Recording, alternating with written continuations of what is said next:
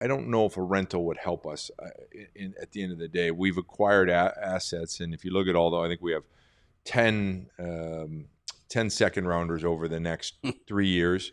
We've got 7 third rounders over the next 3 years. But that doesn't mean we want to give those away.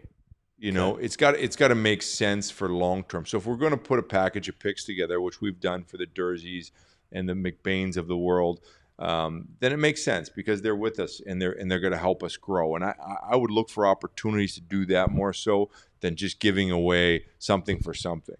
You know, it doesn't mean, hey, all of a sudden we get banged up down the stretch and we got to give a third for a depth centerman or something like that. Right. That could happen to us. But at the same time, we look for the big picture on, you know, can we add somebody to our organization that's going to help us, you know, 2-3 years down the road? And that pays more dividends in my mind than anything. And we've got assets to do so. Yeah, and you kind of answered my next question because 13 picks in the first 2 rounds of the next 3 drafts, which is an insane amount. You say you're willing to do that. How do you decide where that line sits, where you know, okay, it's time to make a move like this versus, oh, it's too soon, let's not rush this process? Yeah.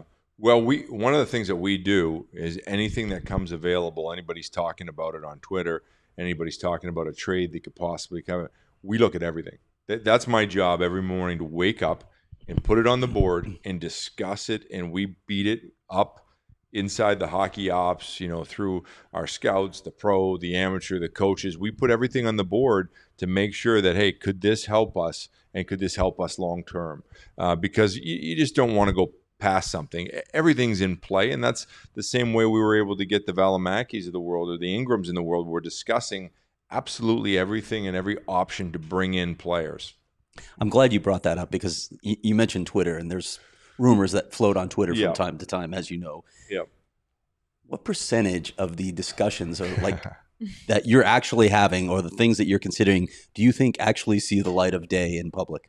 Oh, it's a good question. I've never really thought about it that way. I think there's some people that put stuff out on Twitter that it's not even like you're laughing behind the scenes. But then there are times where you're like, hey, is there a mic in the room? Hey, is there something going on?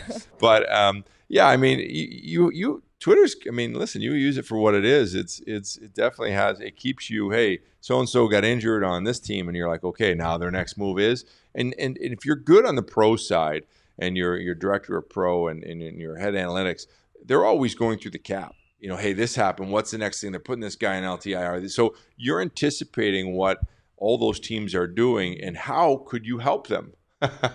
Or how can they help you, you know, in the process? And that's, to me, I think it's important, and I'm going to kind of reiterate it, is you see a lot of big names getting kicked around right now. Yeah. And pretty likely that this team isn't going to go for a 35, 36-year-old big name player that doesn't fit into your long-term plans. I think it's really important. I personally, I'm going to use his name. When Patrick Kane went to the Rangers last year, I said, how are they putting him into that mix in that room at this time? So I don't think the Coyotes, I don't think we're hearing from you that's what you're looking for. But if there's someone that can help you, not just the rest of this year, but next year, the year after, or down the road, you're definitely open to that. Oh, absolutely. I think there's some players out there that will generally be moved out. You know, some teams are now, you know, coming clear that they might have to rebuild, and hey, listen, we've got to move this player out and we can acquire this. We've got to explore that. Every single time that comes up, we've got to go through that process and see what we can give, and how can that person or that player make us better inside our locker room. And obviously long-term has a factor for us. We're playing long ball here with our team. And that's Jersey. That's exactly what we did with Jersey. Yeah, and he's the same. And I mean, we've, you know, listen, if we just look short-term with this team, we could spend all our assets, but I don't know if it would make us any better long-term. So I think there has to be a plan, and there has to be a lot of discussion on acquiring somebody to make us better long-term.